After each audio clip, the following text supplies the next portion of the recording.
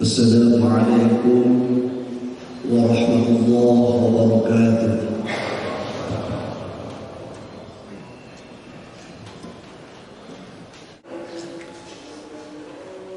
Alhamdulillahilladzi arsala rasulahu bil huda wa dinil haqq liyudhhirahu 'ala ad-din kullihi wa kafaa billahi shahida.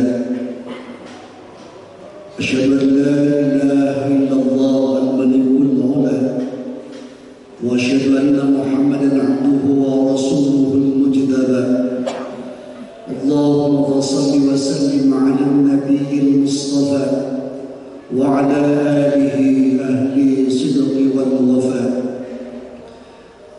Wa ba'du, ikhwatul Islam rahimakumullah, usina wa iyyakum bittaqwallah faqad fazal muttaqun, wa ahuthukum wa nafsi bi ta'atillah wa ta'ati rasulih fi kulli waqtin la'allakum tuflihun.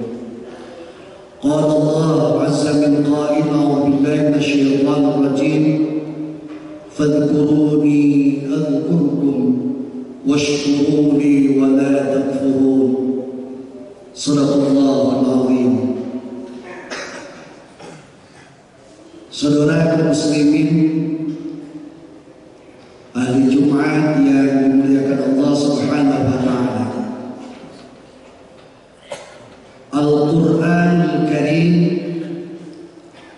yang merupakan kitab suci pedoman umat Islam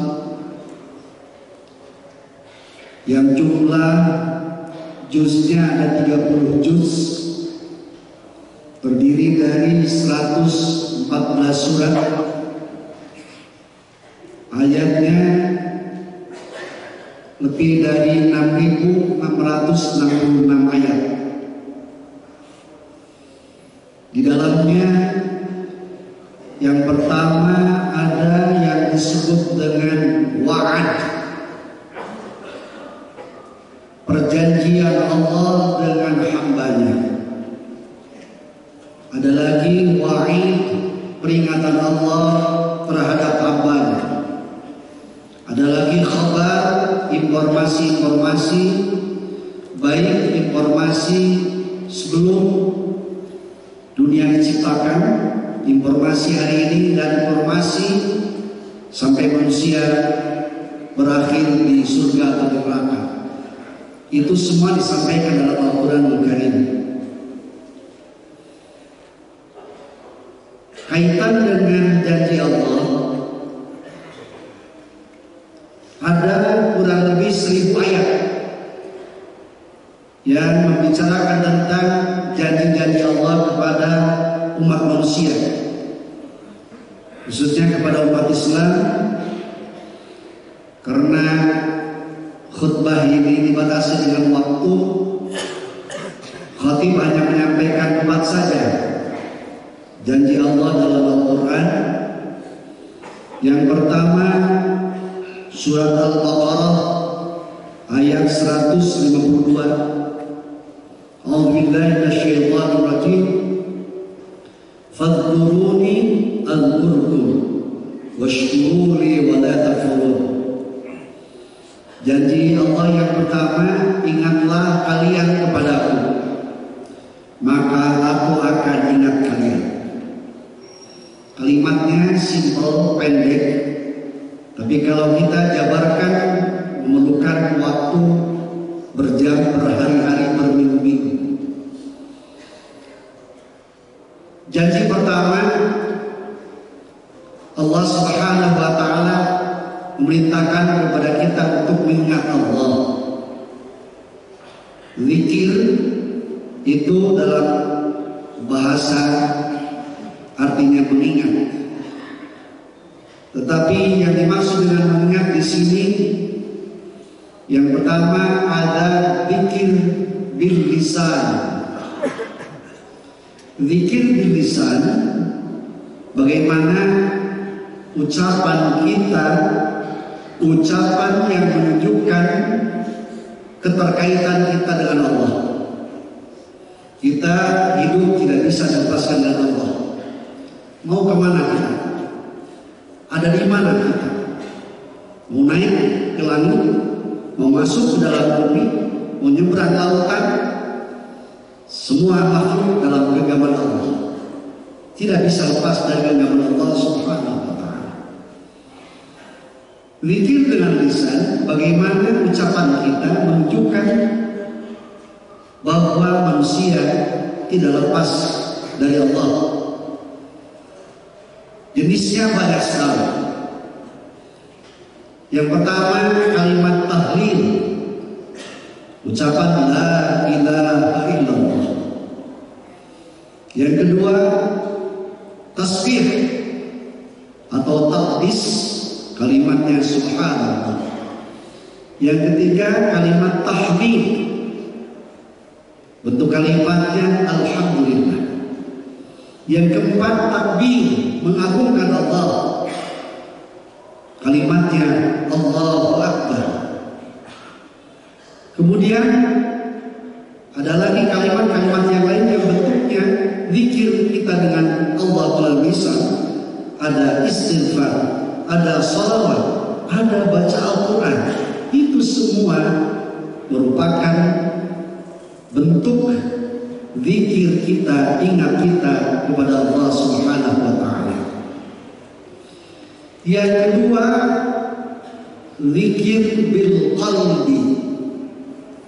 Zikir bil qalbi, bagaimana hati kita terpaut dengan Allah.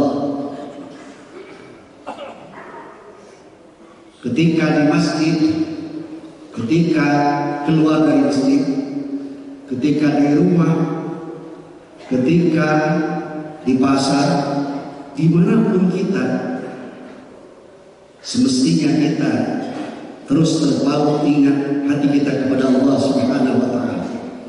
Boleh jadi kesibukan tangan kita sedang menulis, sedang memegang laptop. Boleh jadi mata kita sedang fokus dalam pekerjaan. Bisa jadi kita sedang berjalan. Bisa jadi kita sedang menyupir, tapi hati tetap terpaut dengan Allah Subhanahu wa ta'ala. Itu yang disebut dengan zikir bil qalbi. Yang ketiga, zikir bil alkan atau bil jawarih.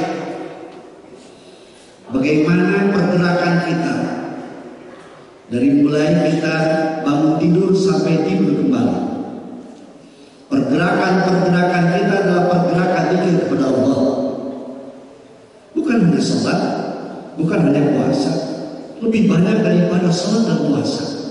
Sholat hanya dibatasi 5 kali yang wajibnya dalam sehari semalam, ditambah tahajud, duha, tetapi banyak pekerjaan-pekerjaan fisik kita. Dan itu semua merupakan zikir kita kepada Allah Subhanahu wa ta'ala. Duduk di meja, berangkat kerja 5-8 jam, maka semua itu terpaut dengan zikir kita, jawarih kita, gerakan kita, gerakan ingat kepada Allah Subhanahu wa ta'ala. Rasulullah SAW bersabda bahwasanya jangan memisahkan antara ibadah ritual kita kepada Allah yang langsung dengan ibadah-ibadah yang lain.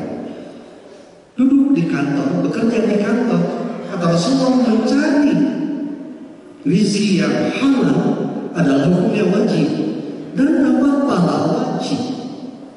Duduknya kita, berbicaranya kita, lobbynya kita, konsentrasinya kita, itu merupakan zikir juga kepada Allah Subhanahu wa ta'ala.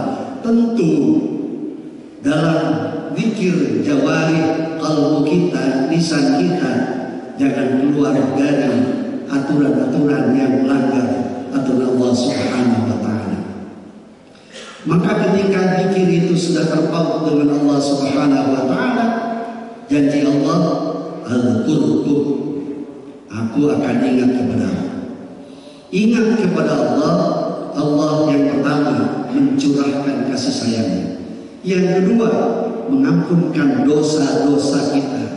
Puncaknya yang ketiga, Allah ridha dengan memberikan surganya, kenikmatan yang abadi nanti di akhirat. Itu janji yang pertama.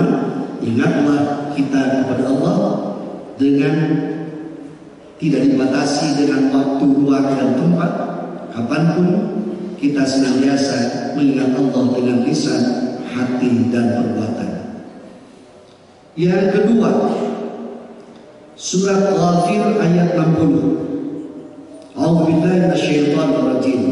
Ud'uuni astajib lakum. Berdoalah, mintalah, curhatlah, ngadulah kepadaku, astajib lakum, aku akan mengabulkan permohonanmu. Ini janji Allah. Ini janji Allah. Kewajiban kita adalah memohon kepada Allah. Ibadah yang paling banyak dalam syariat Islam adalah berdoa. Sehingga yang diajarkan dalam Al-Quran dan Al-Hadis, hampir setiap perbuatan kita ada doanya. Makan, minum, masuk WC, keluar WC, mau kerja, selesai kerja, mau tidur, bangun tidur, itu ada doa-doanya. Habis salat kita menyampaikan doa kepada Allah. Allahumma assalam wa minkas salam wa alayka ya'udus salam fa hayyina rabbana bis salam wa adkhilna al-jannata daras salam tabarakta rabbana wa ta'ala ya dzal jalali wal ikram. Salam ini keselamatan luar biasa. Keselamatan penting kita mintakan kepada Allah. Selamat ketika kita di rumah, selamat ketika di perjalanan, selamat ketika kita di pekerjaan. Selamat. Itu dimintakan kepada Allah Subhanahu wa ta'ala. Kata Allah, ketika hamba-hambaku meminta kepadaku, aku akan kabulkan. Aku akan kabulkan permohonan-permohonannya. Pengabulan permohonan Allah, yang pertama ada yang kontan. Hari ini kita minta, hari ini Allah berikan. Yang kedua, permohonan kita kepada Allah yang Allah nantikan. Hari ini kita meminta, boleh jadi minggu depan Allah mengabulkan. Hari ini kita meminta, boleh jadi sebulan kemudian Allah baru mengabulkan. Hari ini kita minta kepada Allah, boleh jadi 1 tahun yang akan datang Allah mengabulkan. Nabi Musa alaihissalam dalam Al-Quran, saya meminta kepada Allah 30 tahun yang lalu, baru hari ini setelah 30 tahun Allah kabulkan permohonannya. Kita harus berbaik sangka kepada Allah Subhanahu wa ta'ala. Yang ketiga, boleh jadi apa yang kita mintakan hari ini maka Allah simpan untuk investasi kebaikan kita nanti di akhirat. Aku tidak akan memberikan hari ini, besok, lusa, ketika hidup di dunia, tapi kata Allah, aku akan simpan untuk nanti di akhirat. Yang kedua, boleh jadi apa yang dimintakan oleh kita A, yang dijawab oleh Allah adalah B. Yang dimintakan oleh kita kepada Allah A, boleh jadi Allah menjawabnya dengan C. Maka berbaik sangka itu sangat penting. Kita sering mengatakan, kok kenapa saya tidak dikabulkan permintaan saya? Bukan tidak dikabulkan permohonannya, padahal sudah. Boleh jadi kita meminta uang, materi.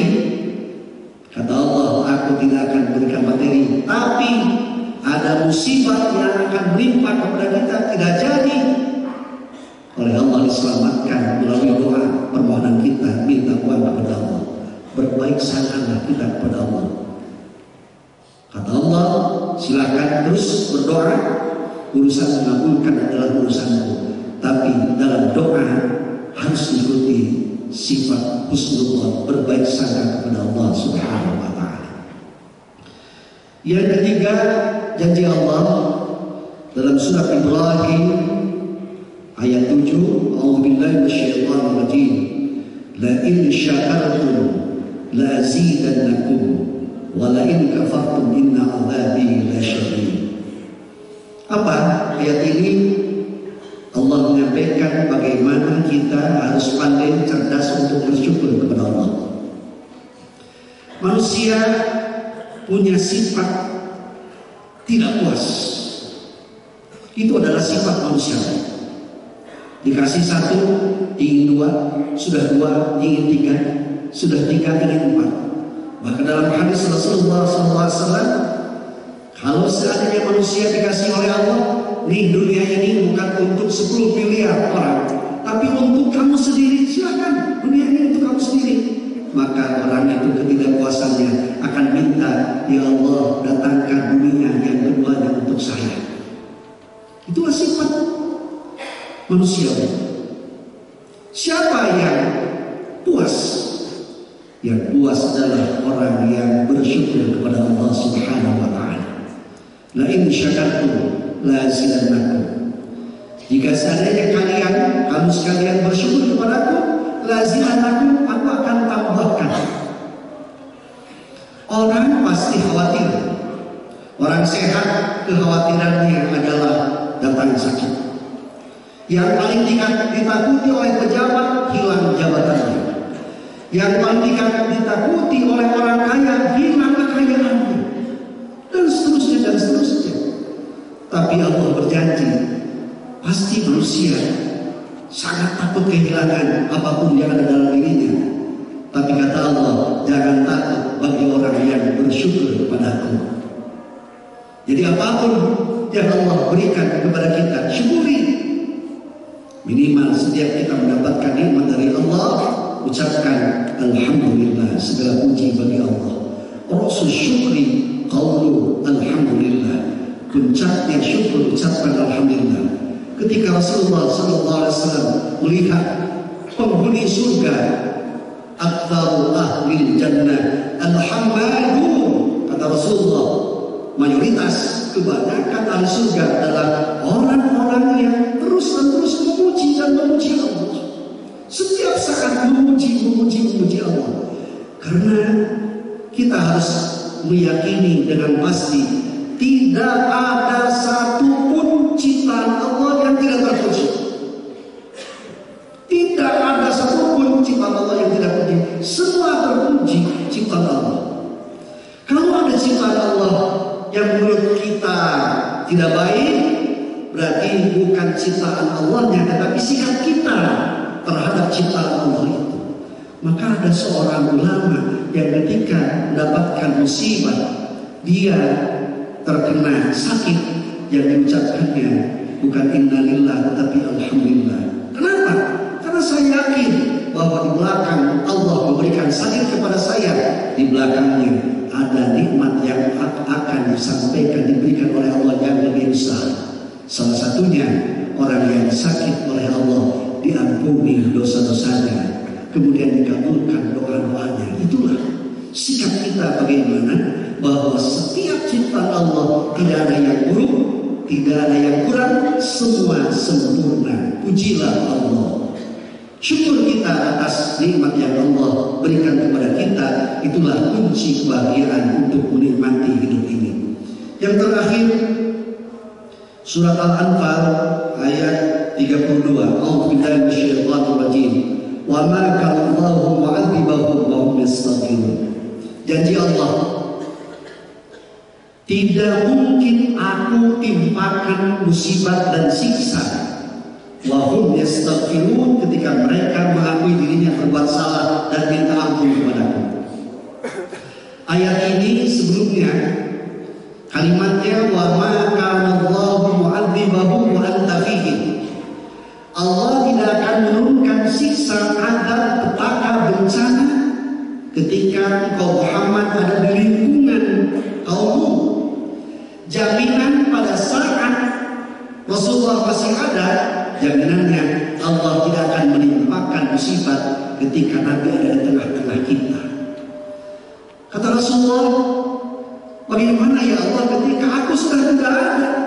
Apa jaminan engkau tidak menurunkan musibah bencana? Kata Allah dalam ayat berikutnya, wa ma kana Allahu mu'adzibahum wa hum yastaghfirun. Ingat, ketika hamba-hambaku punya dosa, kesalahan, tetapi datang kepadaku, mohon ampun kepadaku, wa hum yastaghfirun, aku tidak akan menimpakan musibah kepadanya.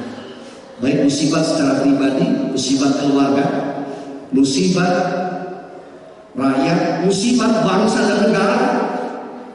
Ini kalau lihat ayat ini, kenapa? Terus-terusan musibah ini karena dosa-dosa kita. Baik dosa karena kita tidak melaksanakan aturan-aturan Allah, karena Allah membuat yang disebut dengan hukum alam. Ketika hutan ditebang, kemudian di situ turun hujan maka terjadi banjir. Itu adalah dosa manusia. Kenapa? Karena manusia tidak mengakui, tidak melaksanakan hukum-hukum Allah dan dosa-dosa yang lainnya. Karena itu janji Allah tidak akan pernah khianat. Allah ketika janji, innahu la yukhliful mi'ad. Ingat, ketika Allah janji tidak pernah Allah mengingkari janjinya. Saya ulang, yang pertama, ingat kepada Allah, Allah akan ingat dengan rahmat, ampunan dan ridha-Nya. Yang kedua, terus berdoa, Allah akan mengabulkan doa kita. Yang ketiga, terus bersyukur, kita akan mendapatkan kesenangan dan kebahagiaan dunia dan akhirat. Yang keempat, berbanyak istighfar, mohon ampun kepada Allah supaya kita terhindar dari bencana dan musibah, baik secara pribadi, keluarga maupun rakyat bangsa kita semua. Demikian, mudah-mudahan 4 janji ini yang begitu banyak, ada 1000 ayat. Mudah-mudahan nanti membuka Al-Quran, membuka hadis Rasulullah, datang ke majelis ta'lim, datang ke para ulama untuk mengetahui janji-janji Allah yang lainnya. Sekali lagi, Allah tidak pernah mengingkari janjinya. Mudah-mudahan Allah Subhanahu wa Ta'ala memberikan ilmu yang bermanfaat.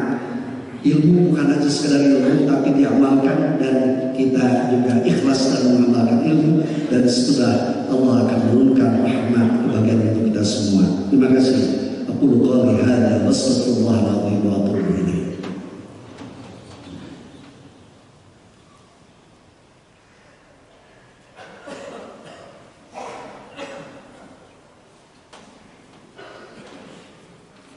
Innal hamdalillah nahmaduhu wa nasta'inuhu wa nastaghfiruhu wa nastahdihi wa natawakkalu ilayhi wa natubu ilayhi wa na'udzu billahi min shururi anfusina wa min sayyiati a'malina. Man yahdihillahu fala mudilla lahu wa man yudlil fala hadiya lahu. Asyhadu an la ilaha illallah wahdahu la syarika lahu wa asyhadu anna Muhammadan 'abduhu wa rasuluhu la nabiyya ba'dahu. اللهم صل وسلم على النبي الرحمة وشفيع الأمة وعلى آله وأصحابه ومن تبعهم إلى يوم القيامة. أما بعد، فيا عباد الله، أوصيكم وإياي بتقوى الله، فقد فاز المتقون. وأحثكم ونفسي بطاعة الله وطاعة رسوله في كل وقت لعلكم تفلحون. قال الله عز وجل قائلا: أعوذ بالله من الشيطان الرجيم. إن الله وملائكته يصلون على النبي يا أيها الذين آمنوا صلوا عليه وسلموا تسليما. اللهم صل وسلم وبارك على سيدنا محمد وعلى آله وصحبه أجمعين. آمين يا الله يا رب العالمين. اللهم اغفر للمسلمين والمسلمات والمؤمنين والمؤمنات الأحياء منهم والأموات، إنك سميع قريب مجيب الدعوات وقاضي الحاجة، إنك على كل شيء قدير. اللهم سلمنا والمسلمين وعافنا والمسلمين وانصرنا والمسلمين وقنا وإياكم شر مصائب الدنيا والدين. ربنا ظلمنا أنفسنا وإن لم